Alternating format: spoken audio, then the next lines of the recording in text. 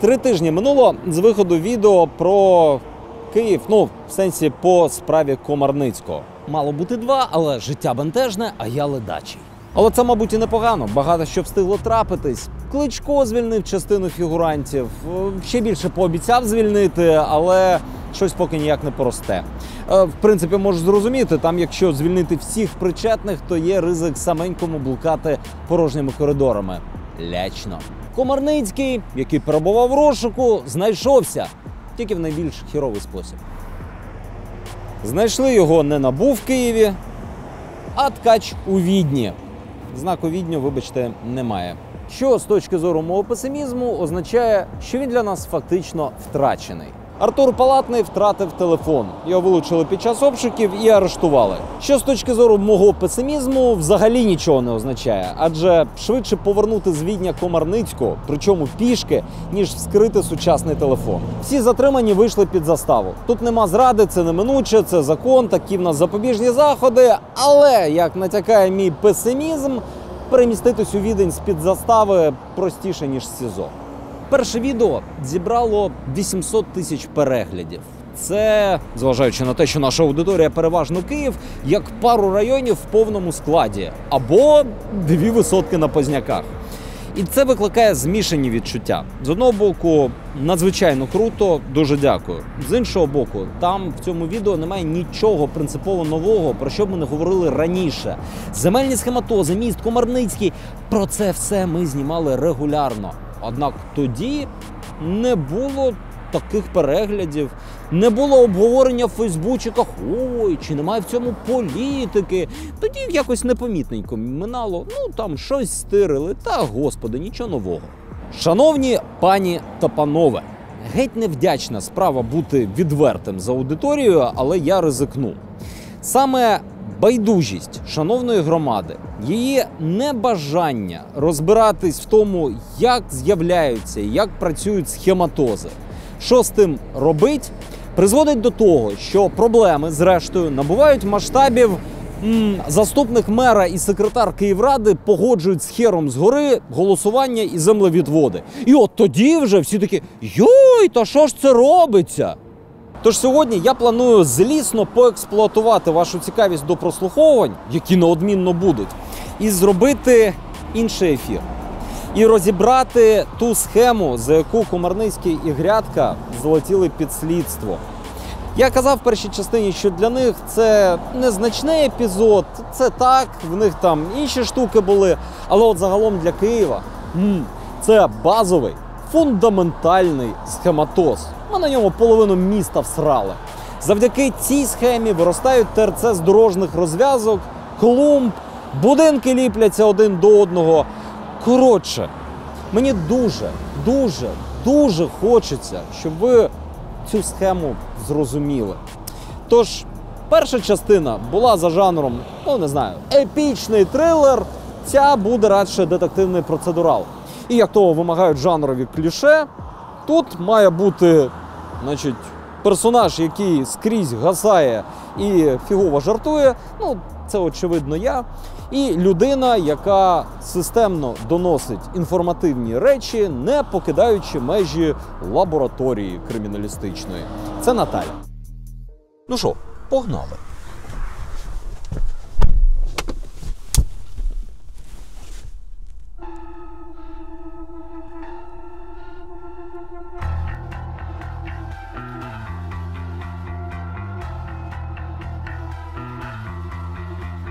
Сховати доходи, купити права і довідку для них придбати. Зі школи дитині новенькі книжки, з роботи принесе мати. І справку в басейн вже не треба робити, є змога її намутити. І в черзі стояти не варто, бо місце у черзі так просто купити. Кожний день нічого не спину, очі червоніють від розчарування, боляче запалені сильно. Органи місцевого самоврядування. В основі туалетної схеми діра, як двозначно, не та діра, а в законодавстві. В законодавстві, за яким землю в Києві можна отримати через аукціони. Аукціони – це прекрасно, але аукціону можна уникнути, якщо на землі є якесь приватне майно. І його власник може отримати право на землю поза конкурсом, до того ж за спрощеною процедурою. Так, це ж вже 5 хвилин сюжету минуло, а в нас ще жодної цитати. Ай-яй-яй. Давайте, щоб я виправдав ваші тривалі очікування, а також те, що я не за кермом нарешті, запалимо щось довге, моцне, емоційне. Воно оказалось ще хуже, чим я собі представляв, блін. Чого немає там тих грошей в країні? Із-за таких типа ребят. Тому що в нас все десь наліво розходиться і пиздець. Я маю в виду, що я просто конкретно бачу людей перед собою. Я бачу, що вони роблять, не в новостях. І я, блядь, охуєвший. То я кажу Альоші. Альоша – це Олексій Мушта Комарницького і Київблагоустрою. Я кажу Альоші. Що ж кажу? Альоша, то пизда, блядь. Що тут робиться взагалі?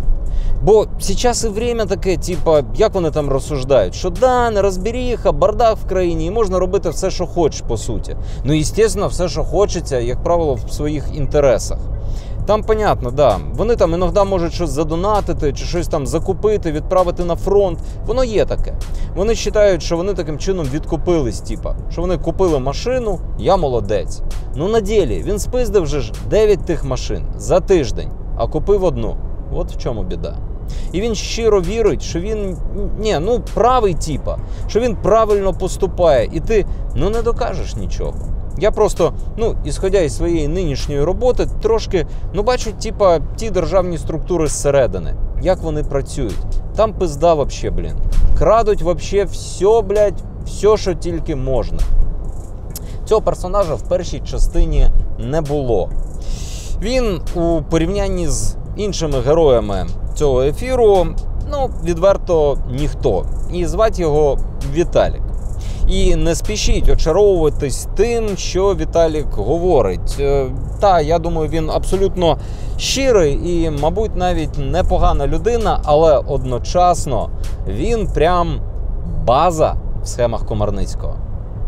Іноді мені кажеться, що, може, лишився б я лучше робити в аптеці і просто не бачив би те, що тут робиться. Бо де я тільки не робив.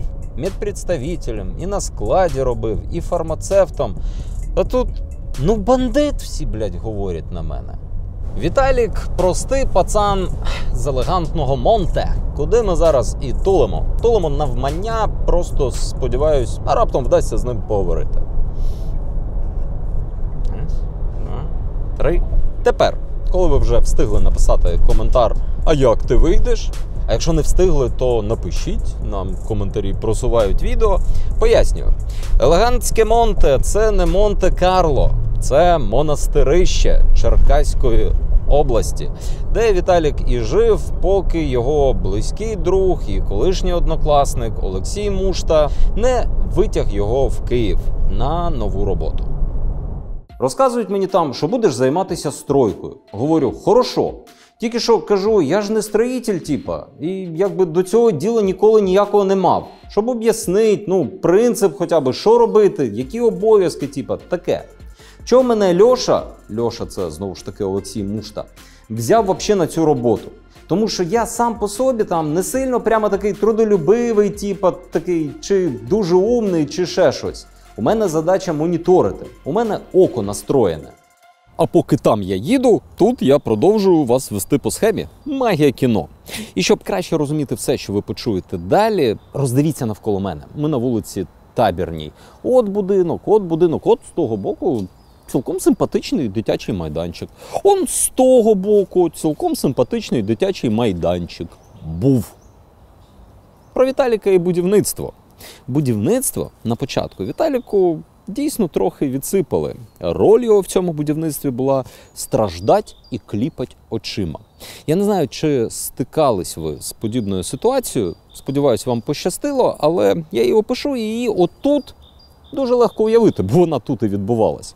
Якогось ранку ви виходите і бачите, що навколо вашого дитячого майданчика встановили будівельний паркан. Отут у вас під під'їздом стоїть будівельна техніка. Ви злі, ви йдете, відкрити там стройбанів, вони такі, ми стройбани, он головний. Ви йдете до головного, а там стоїть така невіддуплена сопля і така, а я що, мені сказали, ну от сказали строїть, ми строїмо. Оце і є Віталік. Міліція приїжджає, все остальне, і там, ну, ужас був. Я думав, що якого хрена я взагалі сюди вв'язався, кошмар якийсь. Кажу до цього Альоші, кажу, що Альоша, ти куди мене взагалі вв'язав? В якусь херню, що мене там на вилах чуть не винесли. ЗСУшники вже прибігали, казали, що ми тебе поріжемо. Каже, мій дом, я тут жив, типа, це мій дитячий майданчик, ти тут щось прийшов робити, я тебе, каже, кончу тут. Це ми просто з іншого боку і з іншого двору дивимось на той самий об'єкт, з якого почалась київська кар'єра Віталіка. Власне, мешканці одного з цих будинків і обіцяли його, як він каже, кончить. Цей об'єкт відсутній у справі НАБУ. Це зрозуміло, тому що коли слідство почалось, тут вже земельний схематоз оформився і йшло будівництво. І показую я це не як ілюстрацію того, що, можливо, вчасно кончений Віталік понижує кількість земельних схематозів у столиці? Ні, в жодному разі. А скільки як результат тієї схеми, про яку ми сьогодні говоримо. Будинки, двори, дитячий майданчик – вже ні. Ми ці міксери, насоси тупо ставимо під дверима в наглу. Просто собі прийшли, якийсь Віталік, якийсь непонятний, який непонятно не відноситься до цієї фірми ніяк. Пригнав просто кучу міксерів, перекрив ленточкою дорогу і сказав, що тут ходити нельзя, типа, получається. Якщо далі робити, можуть порішити, получається. Бо я ж не знаю, я в Києві не був ніколи. Ну, кажу, ну мать його йоп, типа, строй далі. Може, відволічемось нарешті від погроз порішити Віталіка і фіналу схеми та повернемось на її початок. Отож, для того, щоб втулити ТЦ біля метро в Києві, треба спочатку знайти вільну землю під нього. За це в групі Комарницького відповідали всі, але в основному заступник Кличка Петро Оленич, голова земельної комісії Михайло Терентьєв, заступник директора Київблагоустрою Олексій Мушта, це той, що однокласник Віталіка, та безпосередні менеджери Комарницького. Менеджерка Комарницького Богославська пояснює бухгалтерці, що таке проект «Торгівля». Богославська.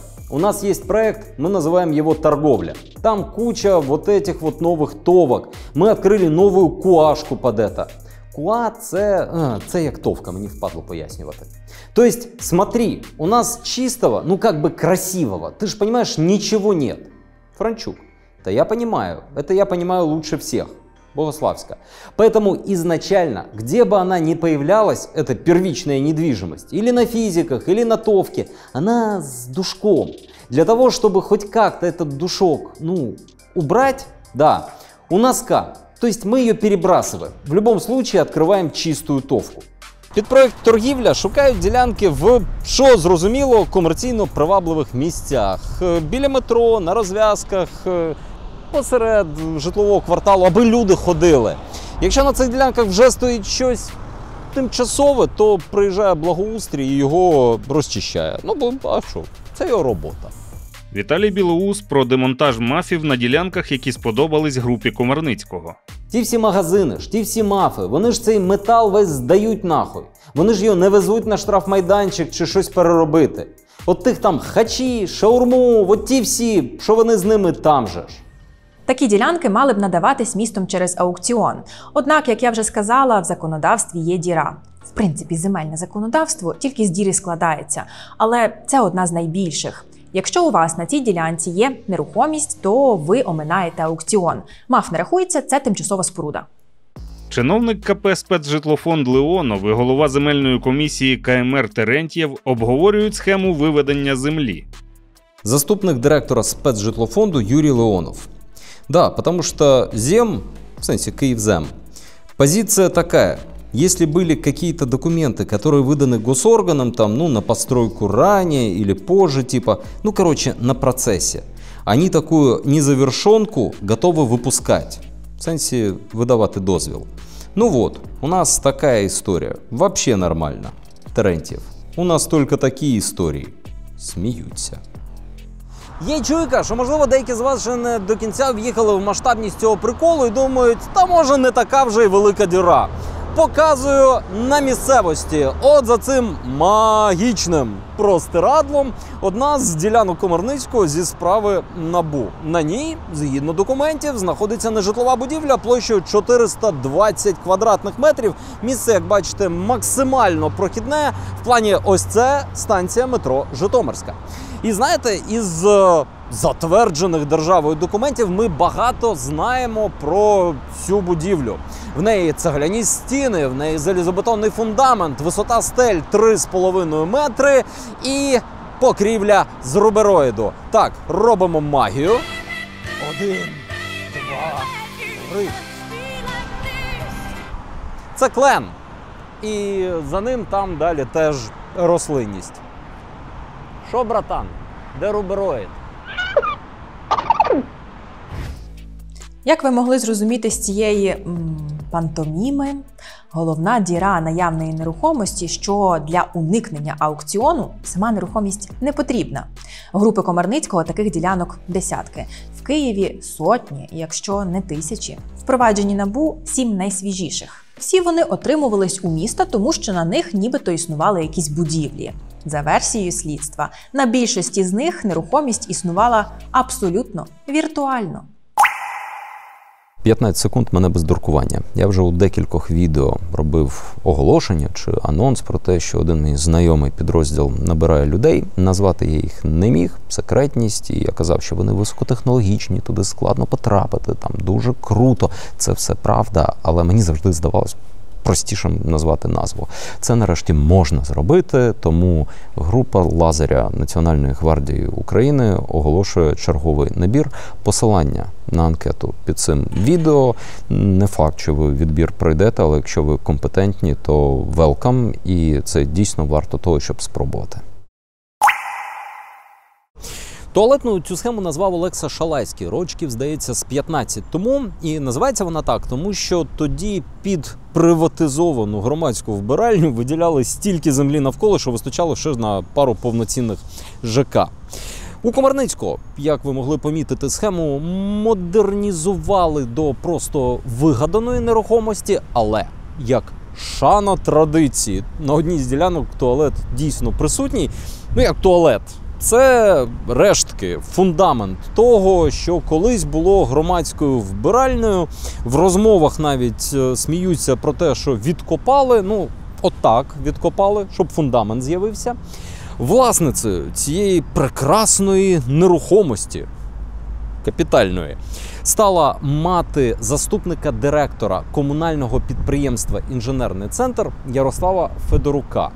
А директор комунального підприємства «Інженерний центр» – це вже знайомий нам голова земельної комісії Михайло Терентьєв, який, як ви пам'ятаєте, був активним учасником групи. Терентьєв звітує Комарницькому про підготовку до отримання землі на вулиці Міцкевича. Комарницкий, Адама Мицкевича. Терентьев.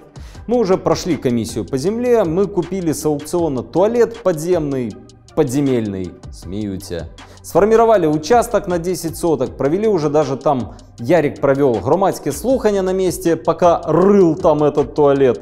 Он и разговаривал, потому что объект же, когда покупала с аукциона его мама, как ФОП, а он типа вот поэтому и общается с ними.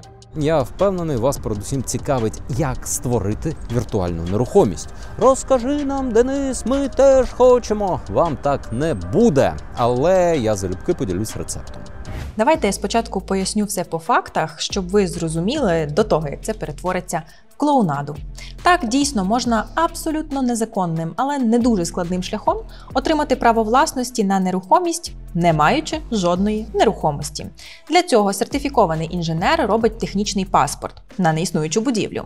А нотаріус, приватний, на основі цих документів вносить право власності в державний реєстр. Є ще певні нюанси, але загалом цього достатньо.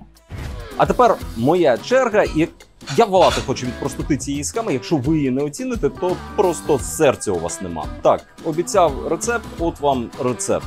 Готуємо повний пакет документів для попилу київської землі за рецептом Комарницького. Це не зовсім рецепт Комарницького, це радше рецепт прям народний, а де ще готувати народні рецепти, як не отут. Вітання Іване. Вітаю. І так, нам потрібен Віталька. І ви здобутись, це не Віталька. Хто в нас Це не Віталька? Віталь, Віталька ось у нас. Звичайно, ось є, схоже на коник. Це сирний коник, наче Віталька. Але ж я знаю, що Віталька трохи відбитий, чи ні? Віталька має бути прям максимально відбитий, тому що на ньому збереться найбільша кількість різного юридичного лайна. Господи. Схоже на Вітальку? Так. Один Віталька є. Один Віталька є. Вкладаємося. Наступний інгредієнт – сертифікований інженер з приватної компанії. Да, і він реально має бути дуже сильно свиня. Ми скидаємо йому паспортні дані Вітальки. Ми скидаємо йому тупо точку на карті. І він малює нам технічний паспорт. З цього моменту інженер переварює цю точку на карті, де має з'явитись будівля, і ті пару тисяч доларів, які йому підкинули. Я насправді не знаю точних сум, я думаю, що в Комарницького там подібні компанії просто свої. Далі, нам потрібен нотаріус. Нотаріуса треба укатати, тому що йому доведеться оформити цю дію з мінімальним пакетом документів. Щоправда, знову ж таки, в рамках цього угрупування сильно укатувати нотаріуса не довелось. Там такий нотаріус. Ладно, в наступному блоці розкажу. А тепер ще посмажимо 2 секунди. Ми посмажимо нотаріуса? Так. Розкатали, посмажили. На виході у нас є від інженера жирний такий пакет документів на нерухомість, яка взагалі не існує. Його ми змішуємо з Віталькою і загортаємо Вітальку з цими документами в кабінет нотаріуса хвилинок на 40. Цього достатньо, щоб внести все в державні реєстри. Отака у нас вийшла згорівша, вонюча шоу. А ти не повіриш, вона нам ще знадобиться, давай. Ні, вона реально нам ще знадобиться, нам її ще прокурорам згодовувати. Два важливих аспекти. Будівля має бути не пізніше 91-го року будівництва, щоб не виникло питань, а як це вона взялась ні звідки? Такий собі спадок совка, який забули вчасно оформити. Після отримання технічного паспорту нотаріус надсилає запит в Київське БТІ з питанням, а чи не належить раптом комусь ця будівля? А вона не належить, бо її придумали. І хочете прикол? Там на нерухомість 91-го року, формально приготування, заявляв права Віталік 93-го року приготування. Його просто на той момент ще не існувало, але нотаріуса це не зупинило. Нотаріус за запитом отримує відповідь «Об'єкт нічийний». І за заявою Віталія реєструє право власності в Держреєстрі на нерухомість за Віталієм. Вносити в Держреєстр право власності на основі лише технічного паспорту вже звучить сумнівно, не враховуючи те, що більшість цієї нерухомості існувала хіба в фантазіях. Так от моментик. За рецептом ми тут, звісно, відбивали Віталіка. Це вже... По кому б'є Клопотенко. Але нотаріус там значно відбитіша. Пані Альона Петріцька, яка оформлювала ці угоди, ще Януковичу і його оточенню щось там підписувала з досвідом людинка. І в ідеальному світі її, звісно, мали б хоча б позбавити ліцензії. Причому ще років 15 тому, але світ не ідеальний, Мін'юст теж. Таким чином, наприкінці першого етапу схеми громадянин Віталій Білоус з Монастирища стає офіційним власником 6 вигаданих об'єктів у 6 невигаданих локаціях Києва. Це ще не земля, але з точки зору закону перший і найбільш брудний крок до неї. Зауважте, на цьому етапі формально немає ще жодного держслужбовця чи депутата. Все зроблено приватним ліцензованим інженером та приватним нотаріусом, які теж мали би понести покарання, але якось всім не до них. Далі настає другий етап. Віталій передає вигадану нерухомість товкам, які створили або купили під це. Одна товка – один об'єкт. Знаєте чому? Тому що власники цих товок відображають частки різних учасників схеми.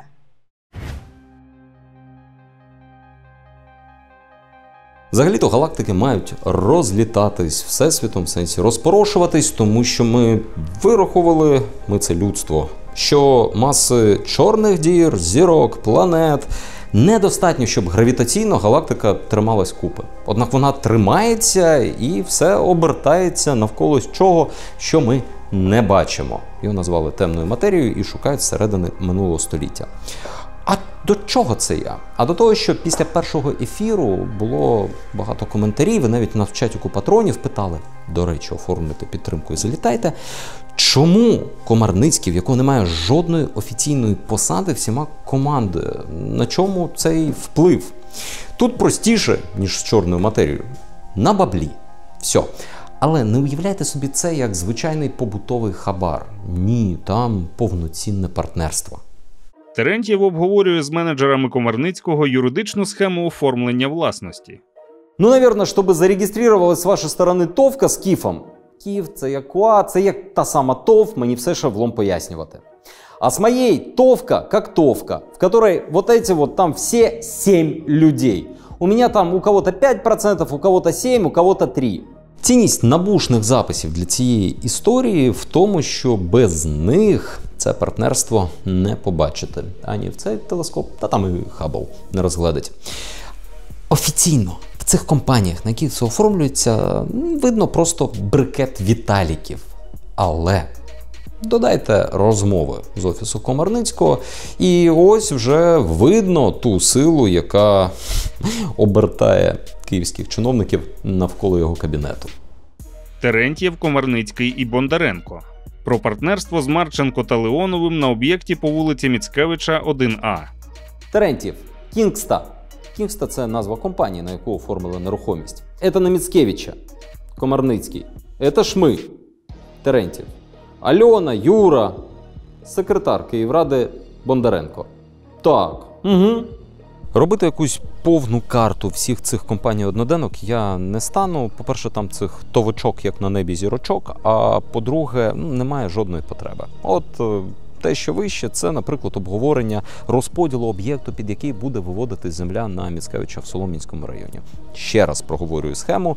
Фізособа отримала рештки на папері перетворились на повноцінну нерухомість. Нерухомість фізособа передала ТОВці, а ТОВка вже пішла, значить, вигризати собі землю. Тут цікаво інше. Уявімо, не було б цих прослуховувань. Ми просто досліджували це з реєстру. Щоб ми знали, і як би те, що ми знаємо, звучало в ефірі. Мати заступника директора КП «Інженерний центр» отримала фундамент громадського туалету, який на папері добили до капітальної будівлі і передали у власність ТОВ «Кінгста», директором якої є Віталій Страшок. Це не наш Віталій, це вже інший.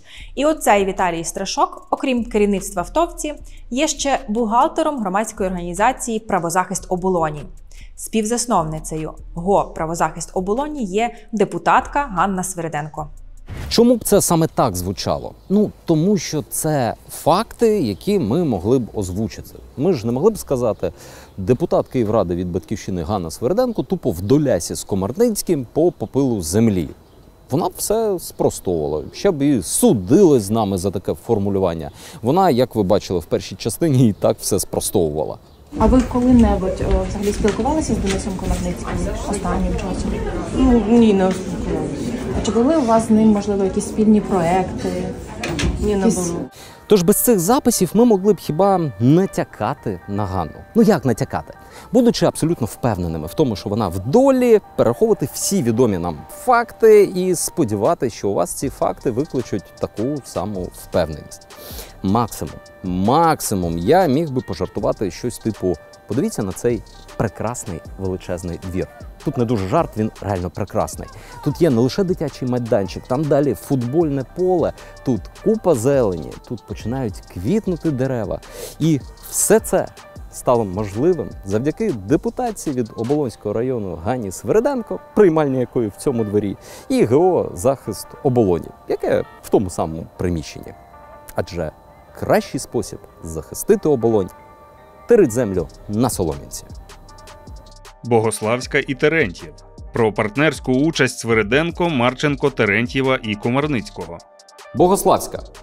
На секундочку, Міша, Миша – це до Михайла Терентьєва, голови земельної комісії. Еще раз, я правильно поняла, что в Мицкевиче наших партнеров нету. Терентьев. Там есть 4 стороны. Аня, Алена, я, Денис Сергеевич. А ось перелік сторін по цьому об'єкту. Денис Сергійович, Денис Комарницький. Я – голова земельної комісії Михайло Терентьєв. Альона – депутатка земельної комісії Олена Марченко. Аня – депутатка Ганна Свириденко.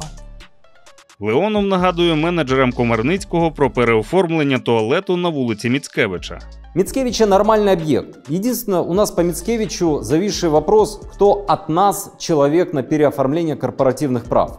Ярослав этот, тот, на маме которого сейчас висит объект, получается, Майно, просит, чтобы мы переоформили. Я тогда задавал вопрос, дайте человека, потому что, получается, должны 3 человека быть. То есть остается 25% на маме и 3 человека, типа, нам надо дать.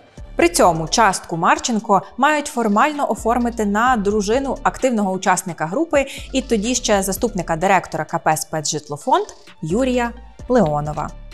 Чисто заради спільної справи. Богославська і Леонов. Про родичів, на яких оформлюють підставні компанії. Заступник директора спецжитлофонду Юрий Леонов. Свириденко типа заходит со своей этой, и от Алены мы решили, что это будет моя Оля. Оля – це дружина Леонова.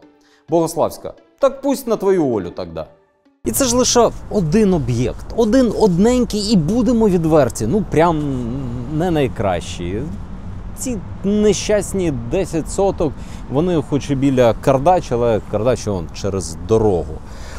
Однак вже тут, як бачите, сплелись інтереси КП «Інженерний центр», КП «Спецжитлофонд», Комарницького і 3 депутатів Київради. І це є відповідь на питання, на чому ж тримається вплив Комарницького і на чому ж загалом тримається Київрада. На от такому партнерстві. Терентьєв про залучення інвесторів для майбутнього будівництва на об'єкті. Модель какая? Он хочет, чтобы именно здесь большой участок. Есть инвесторы. Он мне говорит, заходите, делайте, 50% ваши, 50% мои, но он не платит. В якихось товках збираються використати дружину Леонова зі спецжитлофонду. В якихось – мушти з Київблагоустрою. Ще в якихось – мати Федорука з КП «Інженерний центр». Товок доводиться штампувати так багато, що людей тупо не вистачає. І в офісі Комарницького періодично ниють – нема на кого записувати. Менеджерки Комарницького обговорюють дефіцит підставних людей для реєстрації компаній. Бухгалтерка Комарницького Курашевска. У нас уже люди закончились. Уже всех родственников привлекли, кого можно было. Сейчас, я думаю, у нас с этим вообще супер проблема постоянно. Нам кого-то надо, куда-то, как-то. Богославска. У меня закончились все. У Слави закончились, у меня уже тоже. Завдяки цьому вдалося знайти дещо неочікуване щодо якраз партнерств. Дивіться, ми по ходу підготовки перевірили інші компанії, які належать вже знайомим нам учасникам схеми. Всі вони однотипні, всі вони створені, кожна під якусь земельну діляночку. І от одна з них в 23-му році отримала собі землю на проспекті Свободи 5А. Це от десь тут, або в цьому дворі, або поруч. Щодо партнерств, там все наступне. Значить, діти мені забули реквізит. Є в нас там вже знайома нам мати Федорука. Він у нас буде Білочка. Є в нас там вже прекрасно знайома нам зіронька, пані Марченко. Є в нас там і людина, яка в один крок веде до оцієї черепашки. Це колишній заступник Кличка, пан Спасібко. А є там ще один персонаж. І як би з нього лайно це повибивати. І як я там робив з Ганною Свириденко. Частка в компанії, яка отримала цю землю, оформлена на Максима Прокопенка. Його дружина Марія Клименко працює в команді медіа-моніторинг-боту, депутата бюджетної комісії Київради від партії «Голос» Григорія Маленка. Після виходу першої частини цього серіалу Маленко дав коротке, але настільки правильне інтерв'ю, що як його тут не процитувати. З політико-етичного погляду є обґрунтовані сумніви щодо певних осіб. Щоби Київрада змогла нормально працювати, потрібно переформатувати склад комісії, залучивши до роботи людей, у яких немає проблем з репутацією. Шановні мешканці Свободи 5, відбій земельної тривоги. Не у дворі, спокуха з іншого боку будинку, отут. От під цю конструкцію вивели 22 сотки землі. Це аж від проспекту і аж до паркану. Важливо. Конструкція існувала, вона не намальована, вона тут вже точно була, але це ілюструє нам іншу проблему, а саме кількість землі, яку можна вивести під якусь будівлю. Я казав, що колись під туалети виводили цілі квартали, тут під оце 22 сотки. Коротше, кількість землі регулюється чуйкою. І ви можете спитати мене: Денисе, ти ж казав, що беруть хороші місця, прохідні, біля метро. Що за срань нам тут ти показуєш? Ха! Вгадайте, що будується за тим парканом. От хто насправді вірить в швидке метро на Виноградар. Та й таке. Ми подзвонили пану Маленко, до речі, він, звісно, сказав, що він людей знає, про землю нічого не знає, і взагалі тут все законно. Що ілюструє нам ще одну проблему: ми ніколи не побачимо справжніх партнерів в реєстрах. Вони є хіба що на компі менеджерки Комарницького в Екселях. Ну і звучать в розмовах. Мушта та менеджери Комарницького про витрати на реалізацію схеми. Олексій Мушта. Там 38 – це загальні затрати, які будуть, наприклад, на завтрашній день. Тому що на сьогоднішній день там менше. Влад Цимбал – це менеджер Комарницького. Буде 38, правильно? Мушта. Да, вони беруть 38, тобто по фіналу нам треба на завтра ці 38 ділити пополам. Богославська. Ну, конечно. Или даже будет видно, что на сегодняшний день у этого партнера там минус такой-то, а плюс такой. По каждому проекту видно, кто сколько потратил и сколько вообще потрачено на проект. Мы же так и делали. Разнести по каждому файлику, чтобы ты мне разнесла на отдельном листике каждый проект. Дальше баланс партнеров по всем проектам. Всі ці партнери вам знайомі за першим випуском. Але до того, як рухнутись нарешті далі по схемі, бо ми щось застрягли на етапі створення товок, я ще пару хвилин приділю одному особливому партнеру, бо чим він особливий? Всі платять за реалізацію проєкту. Ну, тобто Марченко, Терентьєв, навіть Комарницький, вони скидаються на якісь видатки. Ці видатки – це, різне. Зарплати фунтів, типу Віталіка, різні недорогі правоохоронні органи. Менеджерки Комарницького. Про витрати Терентьєва на хабар для прокурорів. Влад Цимбал. 2,5 – це Міша. Миша – це Михайло Терентьєв. Миша, помнишь, на встрече сказал, что он потратил 10. Он сказал, что он потратил на 4 адреса. Я эту 10 разбросал на 4 объекта. Как он мне сказал? Он говорит, что отдал это тогда прокурорским на проверку. Бухгалтерка Лебедева. 2 житомирских, Кричевского и Берестейского. 1 Червона-Калина Маяковского и таберная, лагерная. Вот это. Тобто прокурорська перевірка формату, чи все нормально з об'єктом, якого насправді взагалі не існує, коштує 10 за 4 об'єкти. Це багато нам в чому пояснює. Наприклад, чому в цій прекрасній панорамі я таких об'єктів з голови можу назвати десятки зо 2, бо дуже вже недорого. Це ж 2,5 штуки за один об'єкт. Це ж топовий айфон з навушниками, якщо прокурор один. Якщо в групі прокурорів 3, то кожному виходить, не знаю, хіба по Xiaomi і Xiaomi. Терентьєв, Мушта і менеджери Комарницького. Про внесення грошей на реалізацію схеми на Подолі. Богославська. Притисько-Микільська. Каждый по 10 внес? Терентьев. Да, я точно по такой же истории вносил за него. И все. Богославка. Ну, он, считаем, внес. То есть Денис складывал 40 у каждой из сторон. Але особливий партнер вищий за те, щоб щось платити. Його називають партнер Г або партнер Город.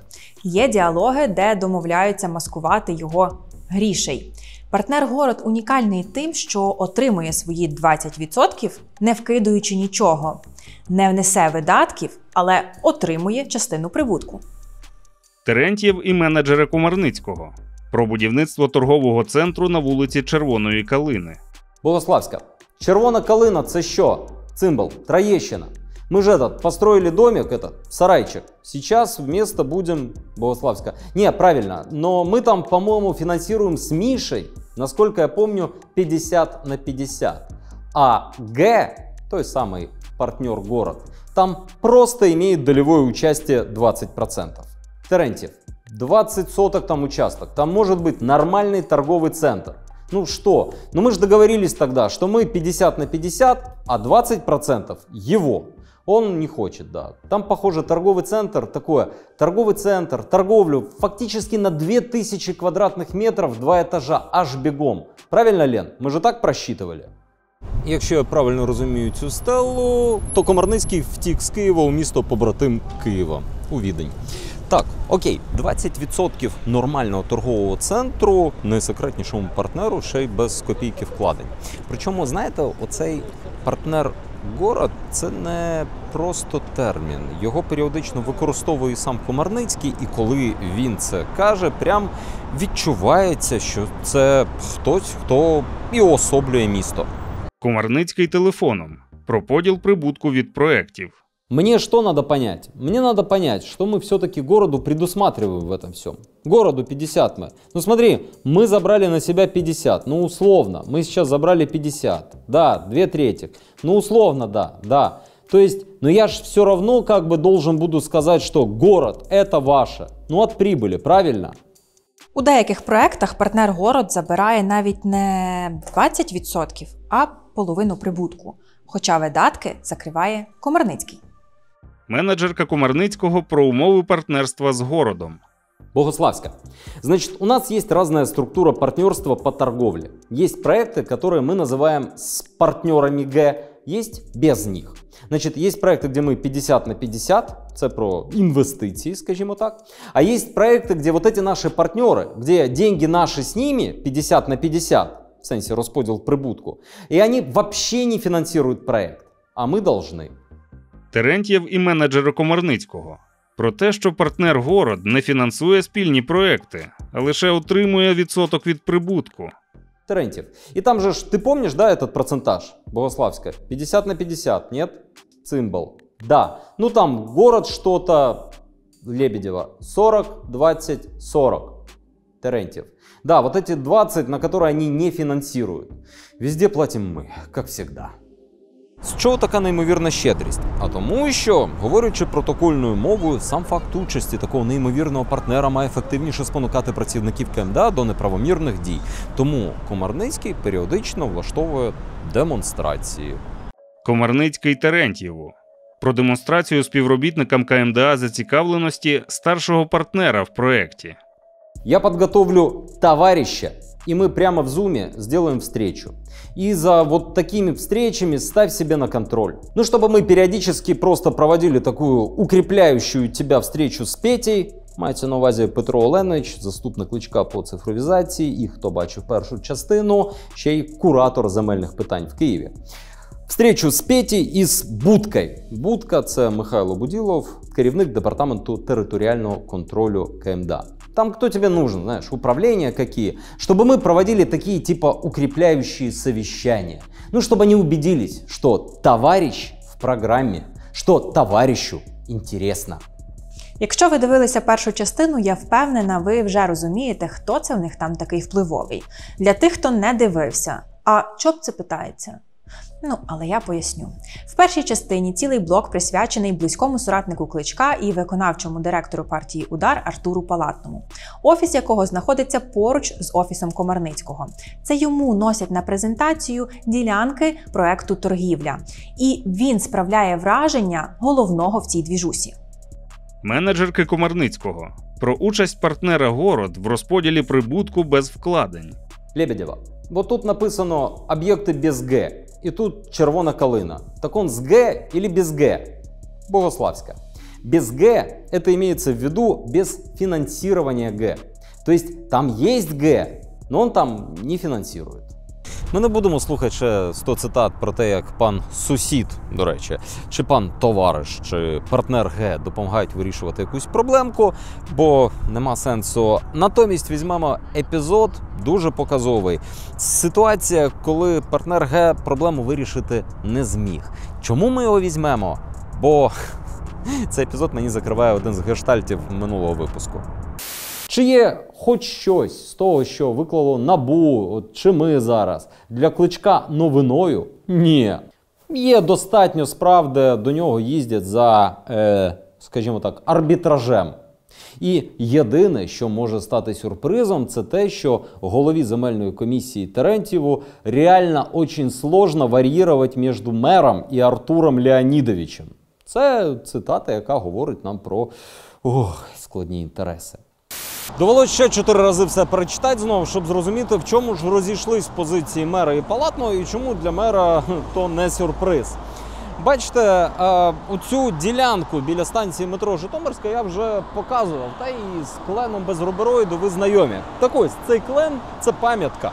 В нього навіть своя назва є. А земля навколо нього, як це не дивно, має статус рекреаційної. І через це схема встала.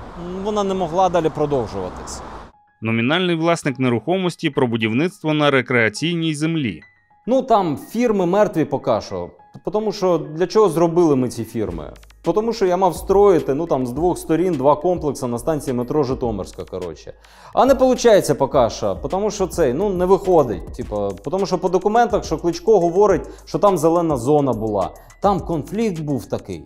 І оцей стопор викликає невдоволення старшим партнером, а ми з розмов знаємо, що на оцій діляночці в партнер-город, по пам'яті кажу, здається, чверть. Тобто звідси десь до того пня. Терентьєв, Богославська і Комарницький. Про участь партнера городу у проєкті біля станції метро Житомирська. Терентьєв. На паузе это 2 Житомир, это ж проспект Берестейский. Напротив нас же там все строится. Богославская, да? Терентьев. А по нашей стороне нельзя, потому что кипиш. Комарницкий. Житомирскую что ему показывать? Житомирская отдохнет, правильно? Засрал нам вот эту тему. Терентьев. Нет, так может он Комарницкий. А что он уже? Если мы уже с мэром общаемся, нахуй он нужен? Ну нахуя? Чтобы еще, блядь, сейчас его на борт взять. Он же засрал уже 1 раз. Зараз буде здогадка, певною мірою художня. Після прочитаного я бачу ситуацію такою. Кличко захищає клен на Житомирській від Комарницького і Палатного. Клен тут радше як символ, але як і клен, їх тут небагато лишилось, як бачите. Через що Терентьєву доводиться лавірувати, як сказала, між Палатним і мером, а в Комарницького виникає питання, нахер йому потрібен старший партнер, який клен не здатний забороть. І я зараз не стібусь. Раптом що? Це однозначно позитивна дія. Не дуже грандіозна, зважаючи на те, скільки всього в Києві було попиляно, але оцей конкретний клен зберігся. І за це ми з кленом і білочкою, яка там живе, меру вдячні. А ми підходимо до 3-го етапу схеми. На першому намалювали віртуальну нерухомість і через свого нотаріуса оформили власність на свою людину. На другому цю власність передають товці, за якою стоять реальні власники майбутньої земельної ділянки. 3-й етап – час отримувати землю. Ми не будемо об'їжджати всі 7 ділянок, тому що я замахався їздити, плюс якісь я вам вже показав, якісь дуже схожі на ті, які я вам вже показав, який сенс. Але серед усіх цих біля метрошних соток, де можна збудувати такий необхідний Києву черговий ТЦ, є перлинонька. Цю перлиноньку я вам покажу. Я вам показував її в першій частині, але там ракурс був не дуже вдалий. Значить, дивіться, за отим білим парканом закінчується будівля, починається паркан. Там десь 15, здається, соток. А ви, як можете помітити, ми стоїмо прямо на контрактовій площі. Он гостинний двір. Контрактова площа 15 соток. 15 соток – контрактова площа. Нехай церква Успіння Пресвятої Богородиці буде свідком моїм словам. Я вам скажу, як 100% патентований атеїст. Диво Господнє, що ту землю досі ніхто не вкрав. Її офіційно оцінили у $800 за квадрат. Оцінка ні про що, як на мене. Але за квадрат, не за сотку. Я в першій частині казав $2000 за квадрат. І, знаєте, теж продешевив, тому що відкриваємо один дуже зручний застосунок і дивимося ціну квадрату в цьому будинку або в цьому будинку. Виявляємо, що там понад 3000. Тож не дивно, що там планували не магазини вже, а готель з апартаментами. Комарницький і Богославська. Про плани на апарт-готель по вулиці Притисько-Микільській. Комарницький, Микільсько-Притиська. Ну, взагалі-то Притисько-Микільська. Богославська. Это там, где на Подоле, то, что мы предложили под апарт-отель. Место интересное. Підтверджую, місце шикарне. Геть офтоп, але ми вже все одно тут. Так от, оце ідеальний, як на мене, приклад того, як потрібно вписувати сучасну будівлю в історичну забудову. Оце, а не срані рюшечки на Воздвиженській. Але ми повертаємось до тієї ділянки. Дивіться, різницю між квартирами і апартаментами можете погуглити самі. Вони, як на мене, відрізняються хіба юридично, і це метод збудувати житлову фактично будівлю в місці, де можна лише громадську забудову. Але то таке, ключове. Навіть якщо б місто там не зробило сквер, як це намагаються місцеві активісти, а продало цю ділянку з аукціону, ціна за квадрат там була б геть не $800, і не 2000, і, можливо, навіть не 3000 за квадрат, ще раз, не за сотку. І це все в бюджет. Ну добре ж. Загальна оціночна вартість всіх ділянок, які проходять у справі НАБУ – 100 мільйонів. Не впевнена, що у випадку законного процесу на всіх них дозволили би щось будувати. Знаєте, іноді місту і дерева потрібні, хоч і без рубероїду. Але впевнена, що загальна вартість на аукціоні була б вища, ніж та оціночна в кримінальному провадженні. Але для того, щоб уникнути аукціону хоч на оренду, хоч на купівлю, схема і проводиться.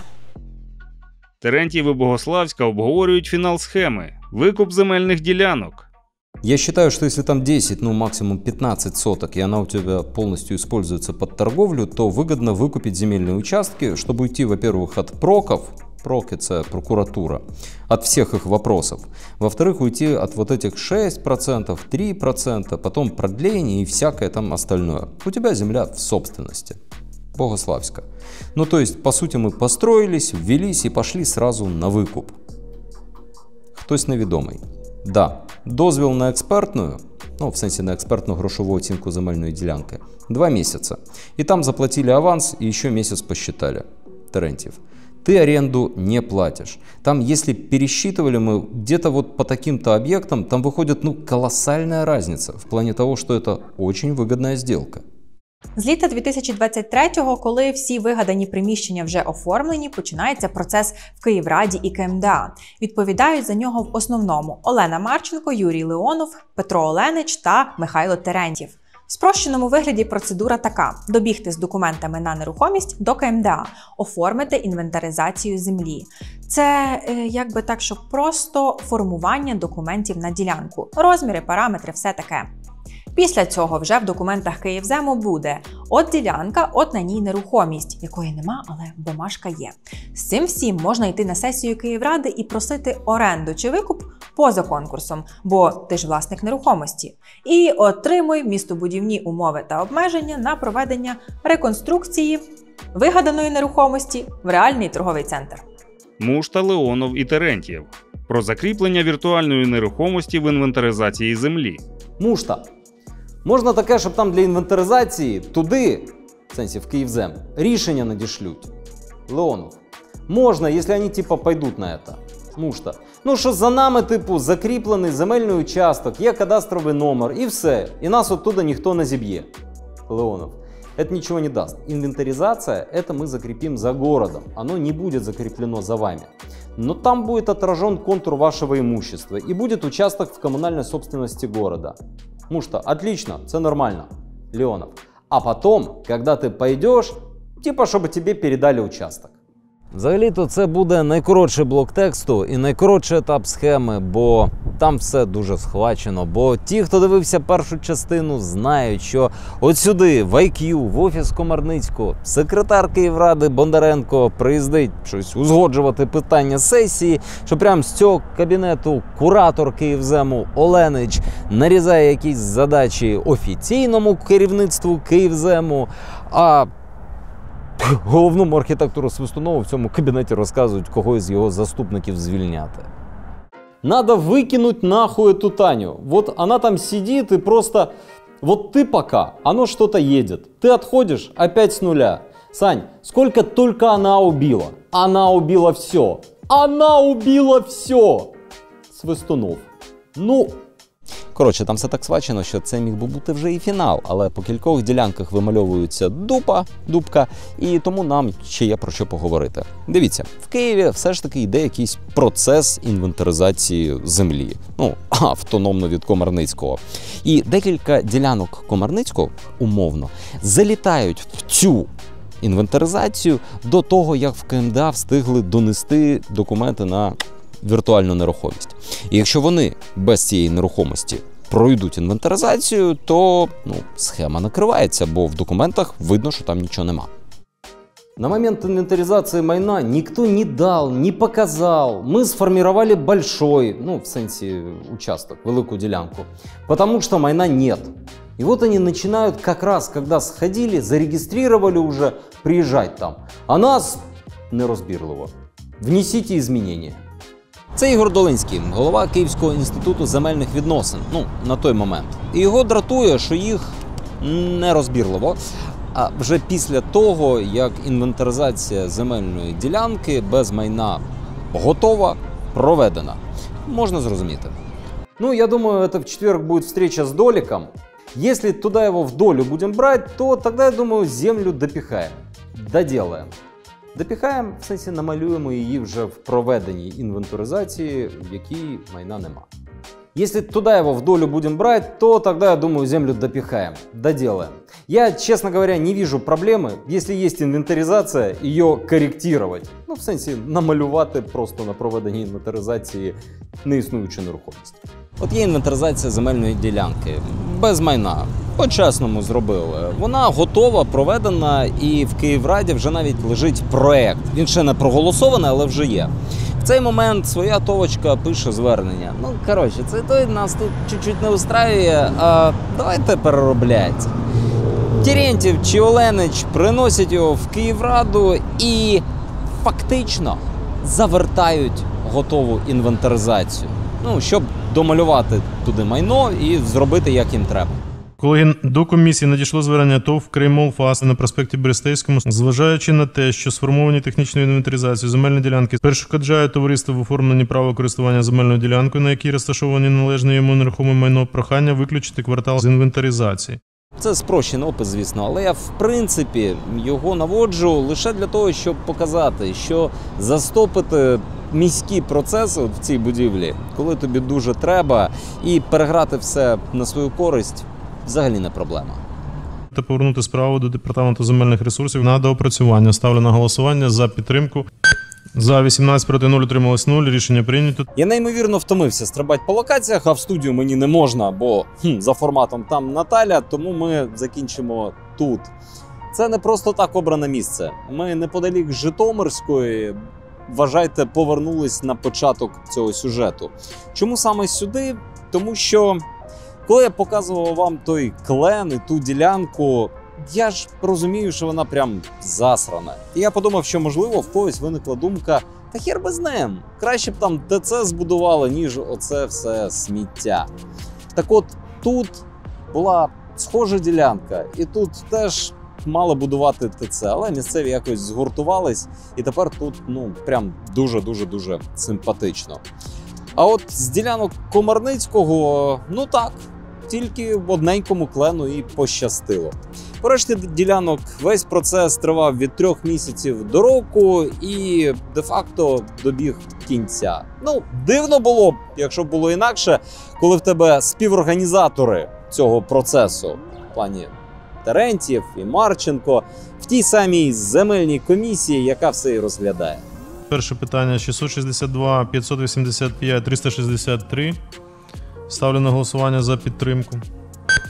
За 18 проти 0 утрималось 0, рішення прийнято. Звісно, ця комісія – це не лише оці дві людини, але, як ми вже показували, торги і договорняк в Київраді – це явище системне. Завжди можна обміняти голосування за свою ділянку на голосування за ділянку сусідньої фракції.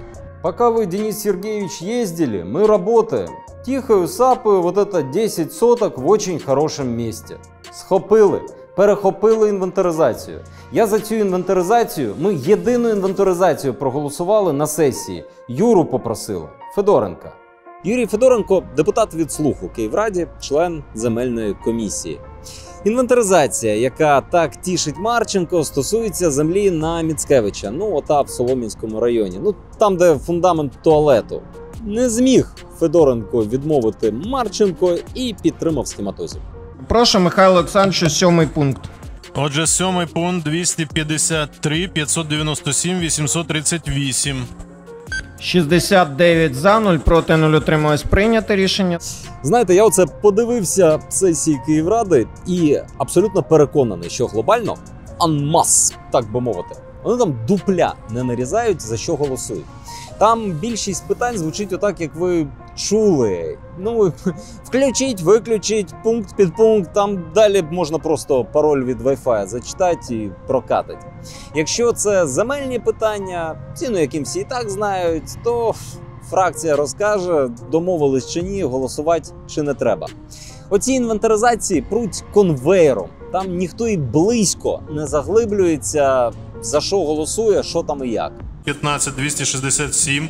Технічна документація з землеустрою щодо інвентаризації земель на території кадастрового кварталу 85.341 та повернути справу до Департаменту земельних ресурсів виконавчого органу Київської міської ради, Київської міської державної адміністрації на доопрацювання. Дякую. Дякую. Ставлю на голосування пропозицію, зачитану доповідачем.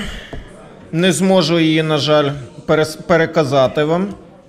61 за, 0 проти, 0 утрималось, прийняте рішення. Але це так, лірика. Федоренко, підтримуючи Марченко, таки знає, кого він підтримує і для чого. Стосунки у «Слуг народу» і Комарницького нині так собі, не те, що 5 років тому, нині там немає особливої любові.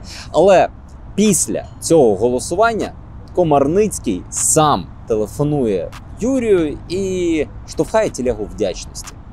Алло, бажаю здоров'я, Юр. Я знаю, що там це для тебе в статусі депутата цієї фракції це особливо непросто. Тому дякую, Юра. Давай ще зустрінемось, переговоримо, але мені теж дуже приємно, що наша кількість нормальних людей, вона зростає. Я не розумію, чому вони в залі в меншості, але кількість зростає. Знаєш, у нас сомнительные рожи почему-то всегда быстрее и шустрее, да? А нормальные люди, как всегда, как-то вроде и есть, знаешь, не знаю. Я думаю, что мы как-то этот вопрос будем там регулировать. Своєрідне бачення нормальності, звісно. Втім, я тут хочу виправити одну свою помилку, про існування якої ви навіть не знаєте, але менш з тим. В першій частині, в попередній публікації для патронів, вона не вийшла на загал, я припускав, що оцей дзвінок Комарницький робив комусь з фракції ЄС, бо сусідні діалоги мене саме до цієї думки і підводили. З фінального відео той фрагмент ми прибрали, бо там таки були сумніви, а зараз, після побудови хронології оформлення оцих ділянок, це такий дзвінок вдячності за 10 соток на Міцкевича. Не те, щоб це хоч щось змінювало в тому ефірі, але якась кількість підписників, побачила некоректне, тому я виправляюся. Тим часом можемо підвести якийсь підсумок під цією схемою. На момент затримання учасників злочинного угрупування із 7 ділянок одну вже передали без конкурсу в оренду. Інші були на фінальних стадіях. Іронічно, що саме та ділянка, яка найшвидше пройшла всі процедури за підтримки Юрія Федоренка, дозволила НАБУ інкримінувати не лише замах на вчинення злочину, перерваний правоохоронними органами, а й, власне, заволодіння. Тепер можна розказувати, що це була така многоходовочка. Тепер мої підсумки. Вони будуть про інше. Перший ефір, як я сказав, подивилось 1800. Це, я думаю, навіть почне дивитись, ну дай Бог, 300. А до цього моменту додивляться ще менше. Ну і я потім вислуховую, а чого ви про схеми не розповідаєте? Та ми розповідаємо, ви не дивитесь. Ключова проблема. Я впевнений, що ділянок в Києві за отакою туалетною схемою було вкрадено більше, ніж є людей, які чують зараз мої слова. Ці 7 ділянок Комарницького – це лише те, що потрапило в справу НАБУ.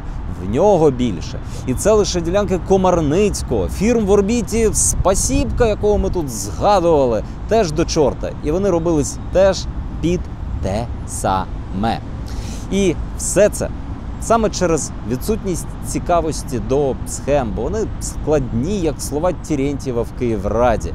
Але ж, вони це все і породжують.